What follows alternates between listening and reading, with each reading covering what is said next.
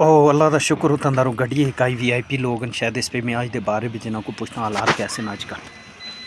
अस्सलाम वालेकुम सर, खैरियत है तेज़ी दे नाल माशाअल्लाह, तुसी ठीक हो?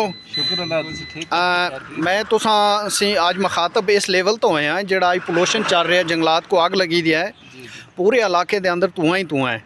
इस ते बारे में तुसी मेरे को दसो बड़े तेज़ी दे नाल आम जनता वास्ते क्या होना चाहिए, छोटे बच्चे या बुजुर्गों वास्ते क्या संदेश छोड़ना चाहते हो आम तुसी? जनता वास्ते ये ज़्यादा खासकर कुड़ियों वास्ते कि छोटे बच्चों को मास्क लगा कर रखें। ये धुआं जो पोल्यूशन है इससे आदमी बीमार हो सकता है जी, खासकर छोटे बच्चे। अच्छा छोटे बच्चे तो खुद ही पता कि ज़रा सर्दी में बाहर निकले या पोल्यूशन या कुछ भी हो एकदम बीमार हो जाए। मैं माजरत चाहना, मैं तुसां सी तुस्ता ना इस मुबारक किया तुस्ता हमारा नाम सैयद नवाज हुसैन नवाज साहब, जी। तुस्ता जी सैयद आमिर हुसैन आमर हुसैन साहब और नवाज साहब फ्राम गुंडी चाहिदा। जी जी मैं तुसां सी ये जेड़ा सवाल रखा ना जी, जी ये हेल्थ बारे में जेड़ा मैं रखे, ये आम संदेश है तुसां जेड़ा जनता वास्ते रखा बहुत अच्छा है, क्योंकि ये जेड़ा पोल्यूशन इस वक्त चल रहा है, धुआं जंगलात पे चग लगी दी है, माशरे के अंदर इस हुण ऐसी गंदगी फैला छोड़ी है बड़ी तेज़ी दे नाल।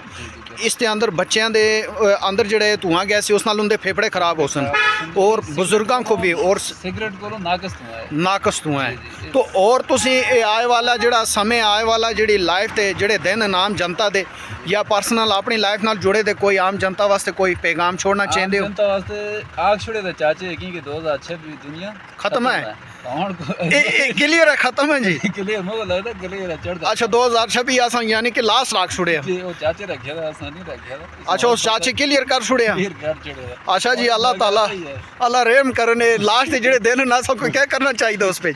बस अल्लाह ही को याद और अस्तगफार। बस सुबह मेरे उठ कर नमाज पढ़ो, अल्लाह को याद करो और अपने अच्छा लेकिन कोई नाल अच्छी तरह रहो, उठो वो मिलो, हो सकता है उसकी गल सच भी हो सकती है।